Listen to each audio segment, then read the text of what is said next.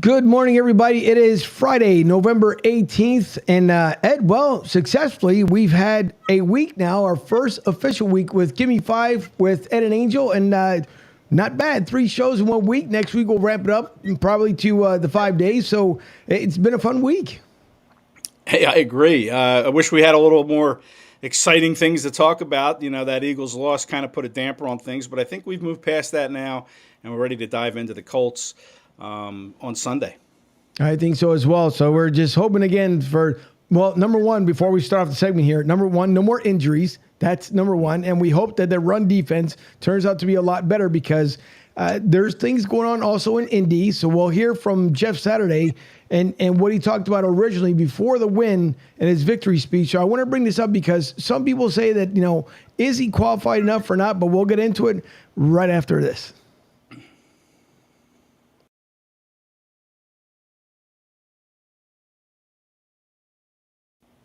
Here's the deal. Everybody talks about I'm completely comfortable in who I am as a man, bro. I know I can lead men. I know the game of football, and I'm passionate about it. I have no fear about, are you as qualified as somebody else? Bro, I spent 14 years in the locker room. I went to the playoffs 12 times. I got 5 dudes in the Hall of Fame that play with it. You don't think I've seen greatness? You don't think I've seen how people prepare, how they coach, how they GM, how they work? I mean, won Super Bowls, been to 2, here's the deal, man. None of us are promised a good job. I may be terrible at this. And after 8 games, I'll say, God bless you. I am no good. I may be really good at it. I got no idea. But I dang sure ain't going to back down. I can tell you that. Jeff Saturday talks about it. Obviously that, you know, some people said he didn't deserve to become a head coach because he never had any head coaching responsibilities or anything else. So there was a lot of talks about it. And then he turns around and obviously ends up winning the game on Sunday. Decided also to call Matt Ryan and ask him, hey, do you think, you know, where's your headspace? Where do you think you are? Brings Matt Ryan in. Matt Ryan ends up winning the game. So, Jeff Saturday, your thoughts on him being the actual head coach of the Colts? Listen, I love it. I mean, you know, he was coaching high school. I think he had to give up his fantasy football team to take this job, too. I think, you know, he had to hand that off to Decker, the wide receiver, I think, former wide receiver, because you can't be a head coach and run a fantasy team. So, I mean, that's kind of funny stuff. And he beat Josh McDaniels and a Raiders team in Las Vegas. You know, McDaniels is a seasoned head coach. He flamed out, I guess, in Denver. He's not doing so well. But he's a guy that's been in the league for a number of years in Bill Belichick. And, you know, Saturday comes in and beats him. And now, you know, here come the Eagles. You hope he doesn't make it 2-0 against the Philadelphia Eagles. But, you know, so far so good for him. Yeah, we hope it doesn't happen either. But also, for our social media buzz topic of the week, it's been Matt Ryan, obviously, started, went on a bench, remains now, or at least a starter. Does he remain the starter now for the remainder of the season for the Indy Colts? The whole thing is so curious. The Colts were 3-3-1 when they decided to blow it all up under Frank Reich. Maybe from Jim Irsay. Maybe they wanted Sam Ehlinger to play. But, yeah, Matt Ryan gives them the best chance to win. But let's face it, it's not Matt Ryan that scares me in this game. It's Jonathan Taylor, the reigning rushing champion from 2021. You know, that's who scares me. You know, Matt Ryan's a veteran. He's going to get the job done. He's also going to be standing in the pocket if the Eagles want to try to sack him. He's not going to go too far out of that pocket. So it's not Matt Ryan, but I think he will be the quarterback probably for the rest of the year. All right, now I want to go back to one of your earlier articles this week, and for everyone to make sure to go to si.com/NFL/Eagles. You can also see it on broadscsouth.com. But Lane Johnson had talked about that there's a silver lining after the loss.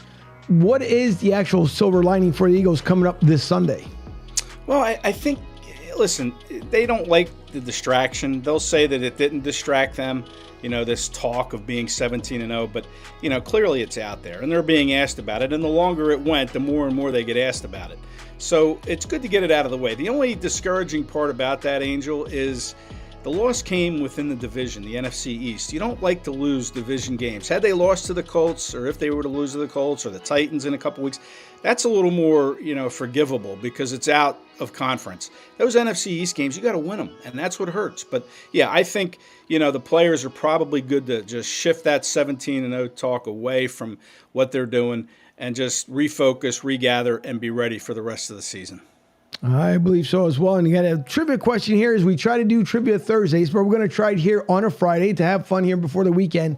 And the one question would be, what Steelers quarterback, according to Hollywood Henderson, couldn't spell cat if you spotted him the C and the A? And now I'll give you a hint. It's a throwback quarterback. Yeah, listen, the Steelers haven't had a whole lot of quarterbacks in their history, right? I mean, Right. Bubby Brister, the immortal Bubby Brister. I don't think it was him, but listen, I guess it'd have to be Terry Bradshaw. He's right. I mean, he played quarterback for years in Pittsburgh, and he kind of likes to have fun on that NFL show that he does. So I'll go Terry Bradshaw. Yeah, you're absolutely right. It is Terry Bradshaw, and I could definitely see it the way Terry Bradshaw is as far as a character of a human being. And he's always making fun and light of different things, even while he's going right now through therapy and trying to bounce back to who he was. And then the second question, which I did not learn, and it's kind of interesting with some of the fun facts on this one, was how many points were considered a touchdown back in 1911? Currently, right now, a touchdown is worth 6 points. Yeah. Now, see, some people out there might think, I was alive in 1911, but that is not correct. So I would just wager a guess that it's going to be 6 points, same as it is today, but that's probably not right. No, ironically, which I've kind of learned, and I was trying to get some fun facts for it as well. Ironically enough, it was 5 points, and supposedly behind it was because the current system we know is 6 points, and before the extra point was worth 2 points. So to kind of even it out, they decided to add the extra point to a touchdown and then take away a point for the extra point, only because, of course, now we all know in modern NFL times, it's a 2-point conversion. So that's a little fun fact that I had no idea about, but pretty interesting to learn as far as when it comes to football trivia. Yeah, I never knew a touchdown was 5 points. And, that was before the days of calculators. That's kind of some higher math. I was never really good in math, but I like the way it is now, the 6, and then you get the PAT for 1, the kick, or you can, try to get a 2-point conversion for 8. But I like it the way it is. That's really fascinating, though. 5 points. I never would have guessed that, and I didn't guess that. Me either. I'm pretty sure if the Godfather or Fuji was around, I'm pretty sure he probably would have known, because that guy, he's got knowledge up there in that brain of his that sometimes surprises everybody. But Ed, a week in the books, which is nice. It's great for everyone to at least to tune in. And thank you once again, you guys, for your comments, your opinions. Again, please send us suggestions. Let us know what you like about the show, what you don't like about the show, or if you want an added element. Because, again, all this is all for you guys. But I appreciate, of course, Ed coming on with me with Give Me 5 with Ed and Angel. We hope that everyone has a great weekend, and we will see you all on Monday. Ed, I don't know if you want any last words before we sign off here. No, I hope you're enjoying the show. Please reach out with any constructive criticisms you have. We just want to, get you through your day, and whatever we can do to make that happen, let us know. All right, everybody, enjoy your weekend. We'll see you next week.